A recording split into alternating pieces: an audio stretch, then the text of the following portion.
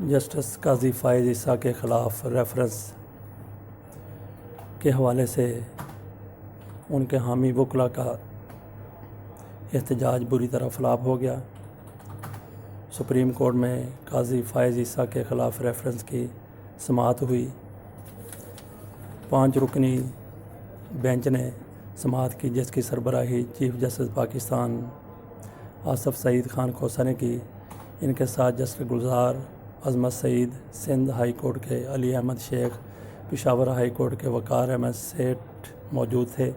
یہ وقار احمد سیٹھ ہیں، وہ موجود تھے۔ اینڈ ٹائم کے اوپر وہاں پہ کارروائی شروع ہوئی۔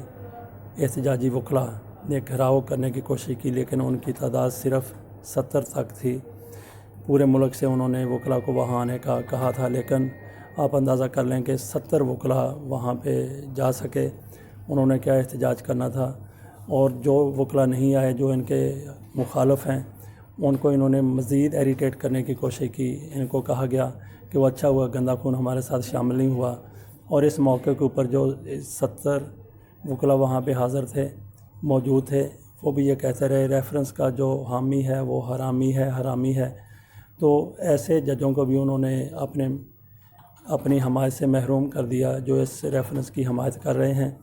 تو بہرحال ان کی بری طرح سے احتجاج کی کال مسترد ہو گئی۔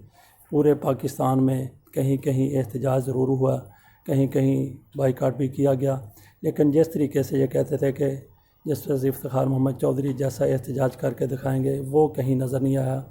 دوسری طرف افتخار محمد چودھری، وہ جو اپنے آپ کو قانون کا ارسطو اور افلاطون سمجھتے ہیں، ان کی طرف سے ایک نیا ٹانٹا کھڑا کیا گیا۔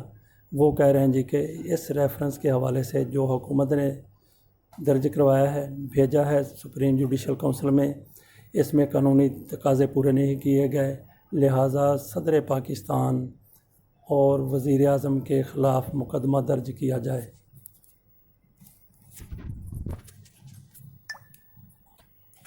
جس روز اس ریفرنس کی سماعت ہونی تھی، اسی روز فریال تالپور کو بھی گرفتار کر لیا گیا۔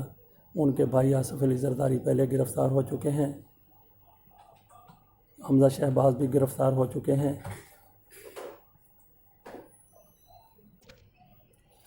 ججز کو عام ملزم کے مقابلے میں یہ ایک ایج جاتا ہے کہ کوئی بھی ملزم سوائے ججز کے یہ نہیں کہہ سکتا جی کہ میرے اوپر جو الزامات ہیں میں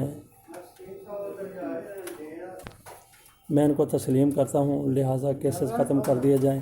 یہ سہولت صرف ججز کو حاصل ہے کہ ان کے خلاف جب بھی کوئی ریفرنس جاتا ہے تو وہ اس ریفرنس سے یہ کہہ کے جان چھڑا سکتے ہیں کہ میں استعفیٰ دیتا ہوں، استعفیٰ دے کے وہ گھر چلے جاتے ہیں۔